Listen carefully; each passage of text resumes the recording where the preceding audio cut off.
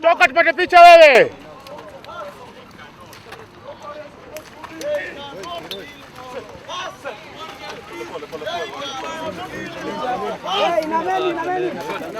Viva comrades, viva! Viva comrades, viva! When I order, please.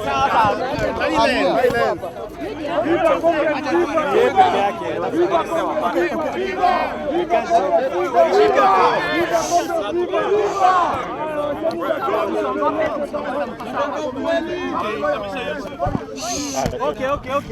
Unazuia kamera usoweka chini. Good afternoon. Good afternoon. Good afternoon, everybody. Good afternoon, everybody. Good afternoon. I'm called, I'm a forensic pathologist. Comrades, high moral, high discipline, High moral. high moral, high discipline. Tuendelee. I'm called Dr. Bernard Midia. I'm a forensic pathologist working here in Kenya. We know why we were here and what has been happening. And we met here to conduct an autopsy. We met here to conduct an autopsy on the late. We were 5 pathologists here with myself as the lead pathologist, and all parties were represented in the process, including IPOA, other human rights organizations, Kenya National High Commission, Human Rights, Kenya Commission on Human Rights, in the Independent Medical Legal Organization, and all important, all interested parties. The family is also here. Now, we are in concurrence with regards to what happened as the cause of death for the late Albert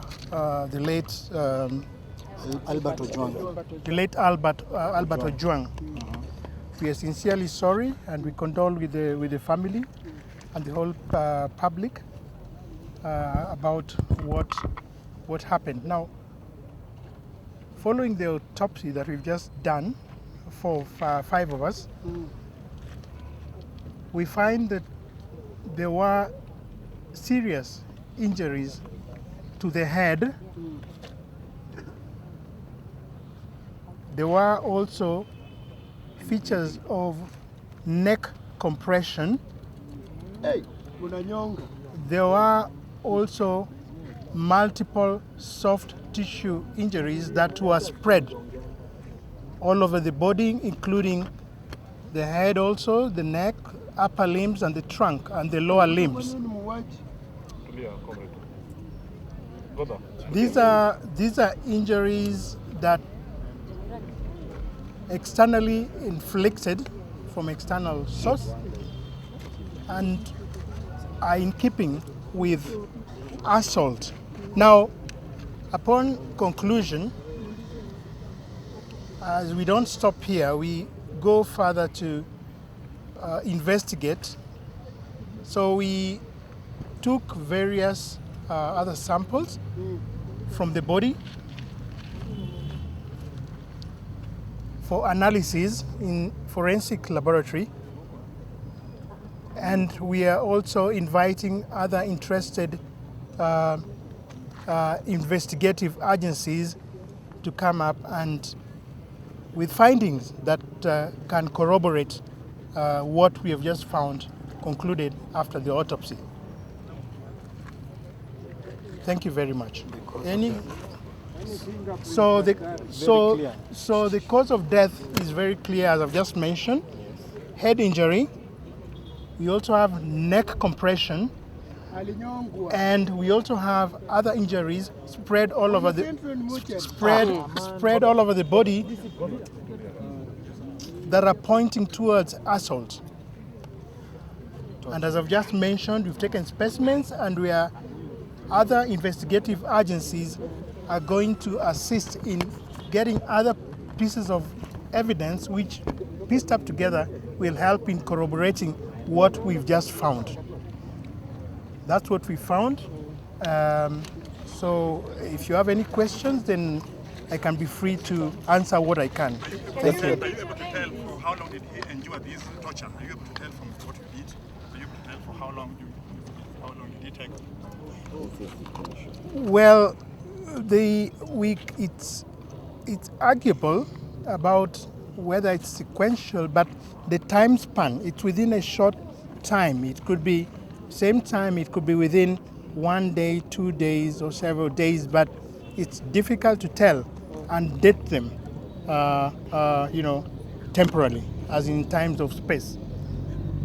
A follow-up question. As an expert, I know the police gave some unreasonable reason as to why Ojwang died, saying he hit his head on the wall. As an expert and having examined the body, if that were to be the case, what signs would have been consistent with hitting one's head on the wall, and that the signs you've seen today completely dismiss that particular narrative?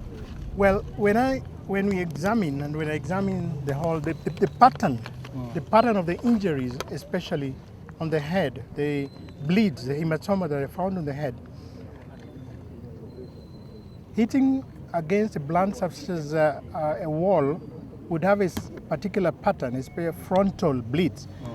But the bleeds that we found on the scalp, on the skin of the head, was partially spread on all aspects, including the face, the sides of the head, and also the back of the head. When we tie up together with other injuries that are well spread in the body, including the upper limbs and the trunk, then this is unlikely to be self-inflicted injury.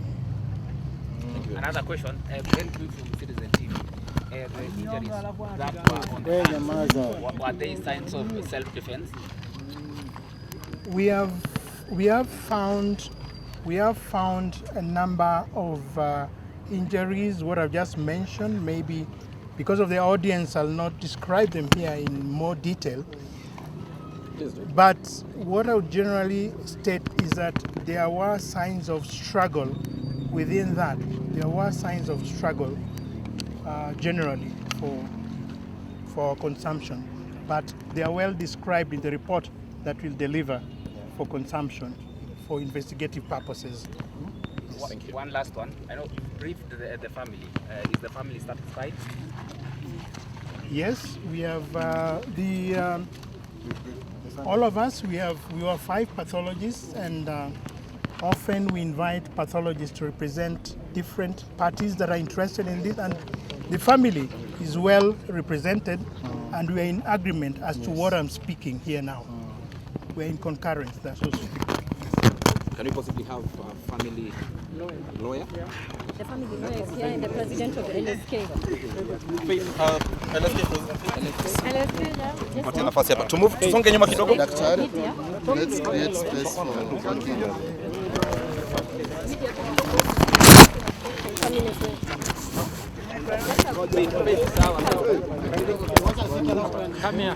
Daktari, tujipange. Wewe tumechoka hapa. Niko sawa? Can we allow some more space so that the doctor can stand? ipande fungueni. Kwanza huko tafadhali. Hapo na microphone. Ona, songa hivyo. Anaweza kwa Naomba sababu daktari kwanza tafadhali. no. Yes, we're expanding so that let's be organized. Wewe vile unatuorganize, let's expand. Unavyo yuko kazi? We also in there. Haya, tusonge nyuma. Today morning they carried out the post-mortem. We had a representative of the Law Society who was present during the entire period as they were carrying out the post-mortem and the briefing that was done to them and also to the family. And it confirms what was originally seen. Previously, when viewing had been done, there were defense wounds on his hands. The way his face was swollen on both sides, even the black eyes that were on his face showed signs that this was not someone who hit his head and ended up killing himself. And so from the postmortem, what the doctor has said just agrees with what we had previously been informed and seen, that he was tortured and brutally murdered while in police custody. We want to know, as much as the IG of police has since released the people who have been indicted, we want to know who are the ones who picked him up from Homa Bay, because we do not know if he was tortured on the way before he got to the police station, because no one was able to see him until the father was informed about his untimely death. We want to see all those officers indicted. We want to know all the places he was taken to, so that we are sure that all evidence is properly collected. We want to ensure every single party and who is the one who gave orders for him to be picked up. Let every person who is in the trail to be held culpable for this heinous murder. This is a crime. What he was being purportedly being picked up for is a crime not known in law. And therefore, we even saw Kevin, what happened. They took him round in circles and he was not charged at the end of the day. And also that is malicious as well, and they should also be held accountable for picking up Kevin. So if it wasn't for what happened, Alfred would have been free. Albert would have been free, would have been with his family, would have been released, because they would have not been able to hold charges. But they decided to take the law upon their hands. They decided to take his life. We are saying that we will not allow that this matter be swept. He was killed while in police custody. They have tried to take us through a bull and cock story, telling us how he hit his head and killed himself. We want every single officer held responsible, from the one who issued orders, to the ones who picked him up, to the ones that he was handed off to. We were informed by the OCS that he spoke to the OCPD. We want to see him part and parcel of those who are being held culpable, because he lost his life while he was secured, where he should have been safe, where he should have been sound and waiting to be presented before a court of law. However, our police officers decided to become the courts of law. And therefore, as a country, as a people, we must not relent. We will continue to issue pressure. And we also tell our friends in IPOA, we want to see action. We do not want to see you making merry with the National Police Service. We want to see you taking action. And this is one thing that we are not going to take excuses about. We are not going to listen to any excuse you telling us that you've not been able to collect, you've not been able to get information. We have seen you sitting and talking to the heads of the National Police Service. We want to ensure that you shall be held accountable as well. You are the one who has been given the responsibility of investigating these police officers. We expect an expeditious process to be done. We expect to see the results and members of the public informed of what you have since found. Pathologists have done their work. It's time for you to now do your work. We want to see all those officers arraigned in court. We want to see our judiciary in action. Let us not leave any stone unturned. And also to the Director of Public Prosecutions, we want to see you also reviewing the proper charges so that we can hold these individuals that have gone rogue to be held accountable. You cannot expect the people of Kenya to trust in this government, in this National Police Service, if they cannot get justice. We want to see justice for this family. The father narrated how he handed over his son, believing that he must have committed any offense and therefore he will be brought properly before court. But he ended up handing over his son to killers. And we want each and every murderer that was involved in this process to be held personally liable. Let them appear before court. Let them as well be indicted, each and every one of them. As Kenyans, let us not relent. We preach peace, we want peace. However, we cannot say there is peace without justice. Peace and justice come hand in hand. And so the government should ensure that we get justice. That's when the people of Kenya will get back the trust in this government, when they see action is being taken. It's an individual who made the decision to have him arrested. It's individuals who came and picked him from his house and took him and killed him. Let those individuals be held accountable. Let us hide no one. No one is above the law. Irrespective of which position you hold in the National Police Service, you should be held personally accountable. And no one should hide behind the executive. no one should hide behind any godfathers. Let us ensure that each and every person who was involved should be held responsible before the honorable court. And we hope to get a briefing as soon as possible from the IPOA and the chairperson himself, telling us what actions they have since taken and when can we expect that they present their file before the Director of Public Prosecutions, so that we can be able to see the perpetrators brought before court. Pathologist. The father, let the father speak. Let the father speak.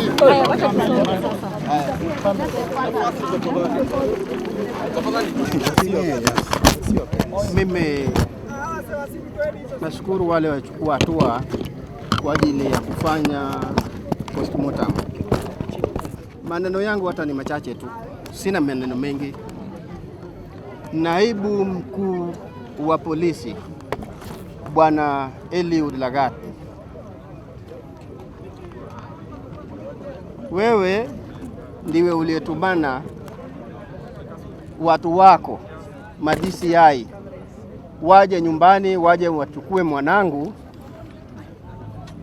ili wamlete Nairobi. Kama mkuu wa polisi naibu, kwa heshima ambayo ninaheshimu nayo katiba ya nchi hii yetu ya Kenya, pamoja na heshima ninayopatia watumishi wa serikali ambao wanatumikia nchi hii yetu, nilipeana kijana wangu kwa heshima hiyo mkononi mwako, maana nilipata habari kupitia kwa watu uliowatuma waje wamchukue yeye. Baada ya kukabidhi huyu mtoto kwako, maana hawa ni watu uliowatuma tu, leo hii matokeo inatokea kwamba mtoto wangu amekufa kwa majeraha ya kupigwa. Nahitaji unieleze kwa nini ulimuua mtoto wangu. Kupitia kwa sheria ukaseme kwa nini ulimuua mtoto wangu. Alikukosea nini ambayo inagharimu kifo chake? Watu wanaongea kuhusu mambo ya ufisadi, hata ni wengi kabisa katika nchi hii yetu.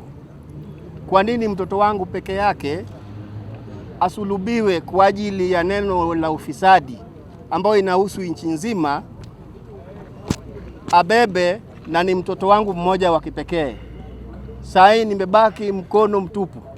Nana atanielekeza katika maisha iliyobakia. Mtoto wangu nimemsomesha kwa taabu katika kaunti ya Kilifi kwa kazi ya Kware, nikijinyima kwa ajili ya mtoto wangu kusoma. Alipohitimu nilikuwa nina matumaini, ndiposa nikatoka huko nikirudi Nyanza nikae nyumbani, kwa sababu mtoto amefika mahali pa kunishika mkono. Sasa leo hii umenivunja mkono, umeniua. Kwa nini uniue? Unanidai nini? Amekuibia nini? Haya ndio maneno ambayo nataka niongee kwako Bwana Eliud. Baada ya ripoti hii mzee wangu, na jana idara ya polisi ilitoa taarifa, lakini leo hii wewe unazungumza baada ya kupata ukweli ambao ulifanyikia mtoto wako. Ukipata nafasi ya kuzungumza na utawala wa taifa, pengine rais, mkuu wa polisi Kanja, ushazungumza na Bwana Lagat, wale ambao wanafanya upelelezi, kama baba ya Ojwang, utawaambia nini? Mimi nataka niongee kuhusiana na mambo ripoti ambayo nilipata kwa police station ya kwamba ilikuwa ni ya uongo, kutokana na uchunguzi uliotokea leo. Niliambiwa ya kwamba mtoto wangu amejigonga kwenye ukuta. Nauliza swali, huku kwenye makwapa pia unaweza kufika kwenye ukuta huko juu kwa kugongwa? Huku kwenye kishogo na kwa bagoti, haya anaweza kufika huko kwenye ukuta huko juu kunakoonekana damu? habari hizi zinamwendea tunayempenda rais wetu wa nchi hii. Tafadhali mzee wa nchi, tusaidie, nisaidie kama mwananchi anayetoa ushuru pia, na angalia haki kuwatendea wanyonge, sababu boma langu hata ilipigwa picha hata kabla kijana wangu kuondoka. Wakaona kwamba huyu ni mfukara, hawezi kujitetea. Kwa hivyo lolote tunaweza kumfanyia mtoto wake ili kwamba iwe suluhu namna hiyo. Hiyo haibariki. Hiyo ni laana. Hiyo ni laana. Hiyo ni laana. Tusaidie. Asante na pole sana kwa hili. Asante. Wakili wa familia tafadhali. It's a very sad day in this republic. We were told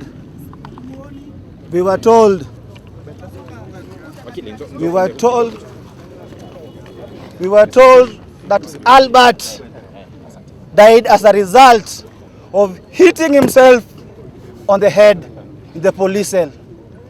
What we are asking the authorities, as a result of the report, how did water get into the cell? How did he remove his shirt? How did he remove his pullover? How did the officer at the desk hear the sound of a head being hit on a wall meters away? It's unfortunate. And this is a direct report to the president. Kindly, even as IPOA takes over this matter, we are demanding that the DIG Eliud Langat should step aside to allow for a fair and expeditious investigation. The IPOA cannot investigate this matter, and we are not confident as a family when DIG is still in office. He is the complainant. And we are asking a question. Where did he report? Which is the OB number? Who was the investigation officer? Who ordered Mr. Sigei and crew to travel all the way from Nairobi with taxpayers' money to Homa Bay? And upon getting to Nairobi, the IG in his own words told us that they went to DCI headquarters in Kiambu Road. They interrogated. What is interrogation? Did he make a statement? As a family, we demand that statement. We are getting informed that at Mawego police station, Albert recorded a 2-page statement. What did Albert say in that statement? That is what not only the family, exactly, Kenya, not only Kenya itself, but the world at large wants to know. The deaths have been many.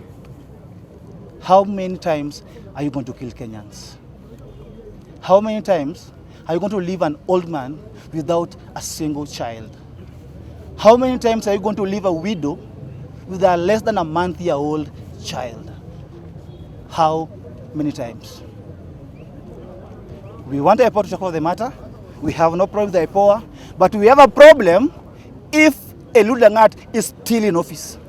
That investigation will not be fair, just and verifiable. Exactly. Thank you so much. My name is Vincent Kisukwa. Where is Vincent? Vincent Kisukwa. He's a family lawyer. Yes. Thank you. We appreciate We want those questions. Present during the almost 3 hours autopsy that was conducted by 5 different pathologists from the government, from the family, from IMLU. You know, we had enough pathologists, and we want to thank them for doing a thorough job. We are satisfied with the results. We've even spoken to the family and expressed to them that the autopsy was done very professionally.